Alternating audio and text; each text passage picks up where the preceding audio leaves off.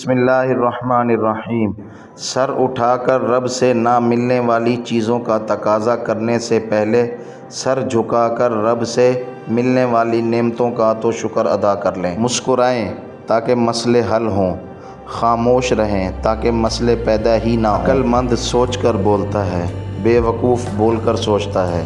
لمبا دھاگا اور لمبی زبان ہمیشہ الجھ جاتی ہیں، اس لیے دھاگا لپیٹ کر اور زبان سمیٹ کر رکھیں۔ اپنی آواز کو بلند نہ کرو، دانائی کو بلند کرو، کیونکہ پھول بادل کے گرجنے سے نہیں برسنے سے اگتے ہیں۔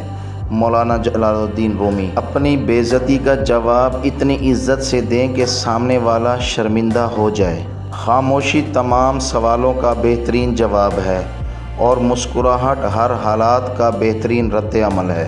وقت اچھا ہو یا برا بدلتا ضرور ہے۔ انسان جتنا بھی گناہ گار ہو، اللہ پاک اس کے لیے دعا کا راستہ اور رزق کا دروازہ کبھی بند نہیں کرتا۔ زندگی سسکی سے شروع ہو کر ہچکی پر ختم ہونے والا مختصر ترین سفر ہے۔ سنہری حروف دل میں اترنے کے لیے سیڑھیوں کی نہیں بلکہ اچھے الفاظ اور اچھے اخلاق کی ضرورت ہوتی ہے۔ انسان غیروں سے ملی عزت اور اپنوں سے ملی ذلت کبھی نہیں بھولتا۔ سنہری الفاظ ضروری نہیں کہ کچھ غلط کرنے سے دھوکہ ملے، حد سے زیادہ اچھے ہونے کی بھی قیمت چکانی پڑتی ہے۔ انسان کو اس کے حالات نہیں خیالات پریشان کرتے ہیں۔ حالات تو وقت کے ساتھ بدلتے رہتے ہیں، لیکن خیالات کو بدلنا آسان نہیں ہوتا۔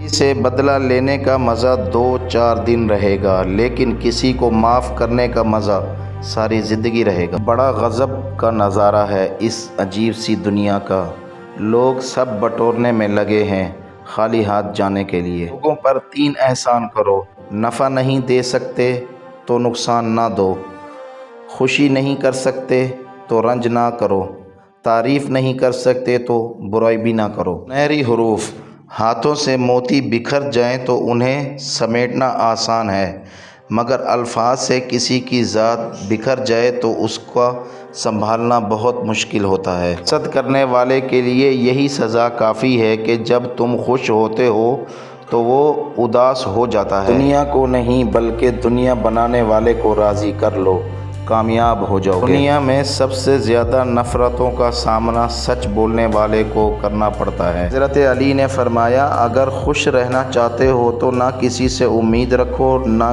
شکوہ کرو۔ حضرت علی نے فرمایا، کسی ایسے کے ساتھ رہو جو تمہارے ہونے پر رب کا شکر ادا کرے۔ جو چراغ صرف اپنے لیے جلتا ہے وہ آگ کے سوا کچھ نہیں، اور جو چراغ دوسروں کے لیے جلتا ہے وہ روشنی ہے، نور ہے، شعور کا ظہور ہے۔ زندگی میں دوسروں کے لیے آسانیاں پیدا کریں، اللہ پاک آپ کو ہر مشکل سے نکالے گا۔ غصہ ہمیشہ تنہا آتا ہے، لیکن جاتے ہوئے اپنے ساتھ عقل، سمجھ، اخلاق، ذہانت اور شخصیت کی خوبصورتی بھی لے جاتا ہے۔ حضرت علی نے فرمایا، جو تم پر اعتبار کرے اسے دھوکہ دینا کفر ہے۔ خاموشی اختیار کر لینا دب جانے کی علامت نہیں، ہر بندہ جواب کا مستحق نہیں ہوتا۔ گزری ہوئی زندگی کو کبھی یاد نہ کر، تقدیر میں جو نہیں لکھا اس کی فریاد نہ کر، جو ہوگا وہ ہو کر ہی رہے گا۔